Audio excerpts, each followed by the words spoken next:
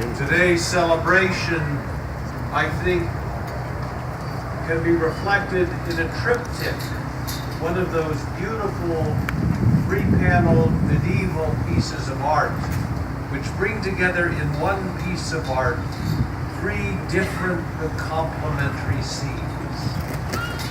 The first scene of today's triptych comes from the readings that we have just heard, and to the role that Mary played in the history of our salvation, beginning with the initiation of human history, when men and women entered the world, and in grace and in their sinfulness they fell.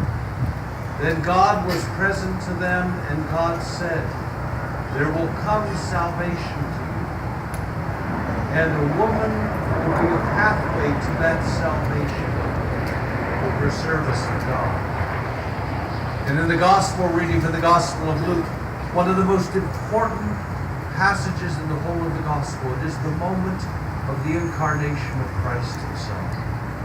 And the incarnation of Christ himself in human history comes about because a lowly maiden in a far-off land, living in poverty, said yes to the will of God. So deep was her faith. She said, "I will be a vessel for the Lord, that salvation might come through my cooperation." And finally, in the second reading today, we have the reflection of Mary as Queen of Heaven at the end of history, when all of us come to the throne of God and we will encounter Mary, the Mother of the Lord, there in a particular way. Mary is first and foremost a disciple of Jesus Christ. She is the first evangelist, the church teaches us, the first to hear the word of God and assent to it in her heart in that moment of the Annunciation.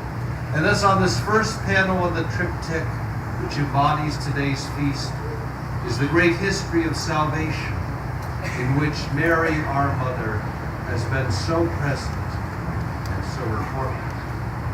And the second panel would take place and reflect life in Italy, and the genius of those who saw in the Blessed Mother not an abstraction, not someone distant, but a particular maternal voice in the life of the church that they could pray to for her intercession with God.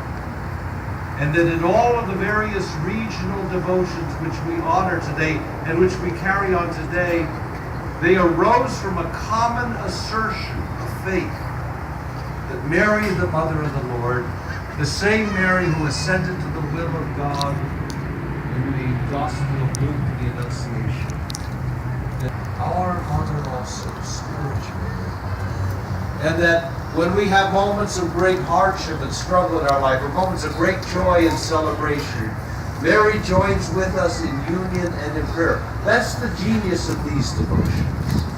That's the fundamental assertion of why we are here today.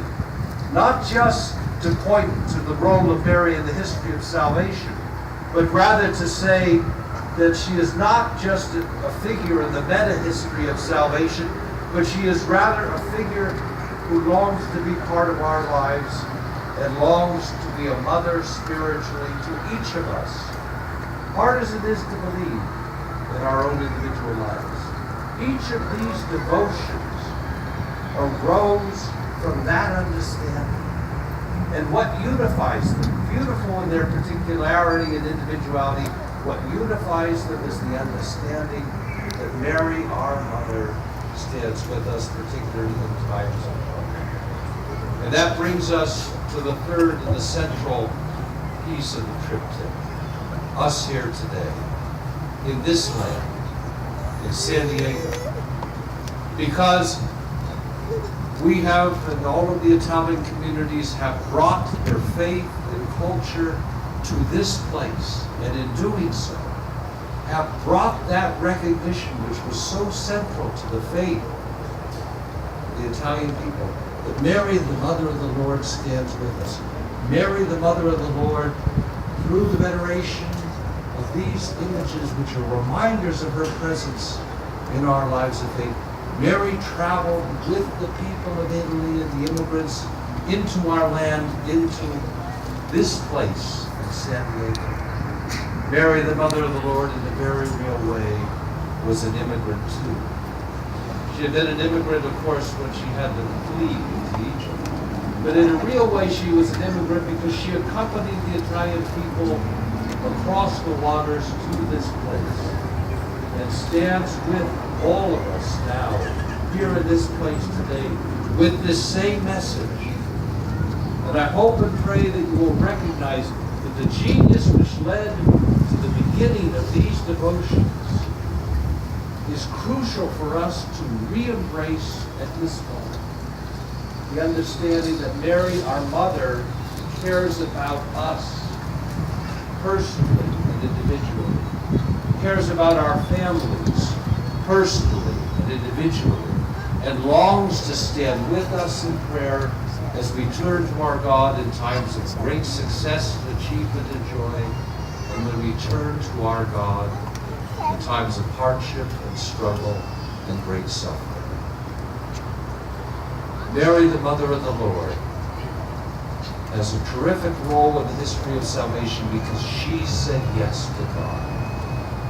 She wants to say yes to God for us also and accompany us on our journey.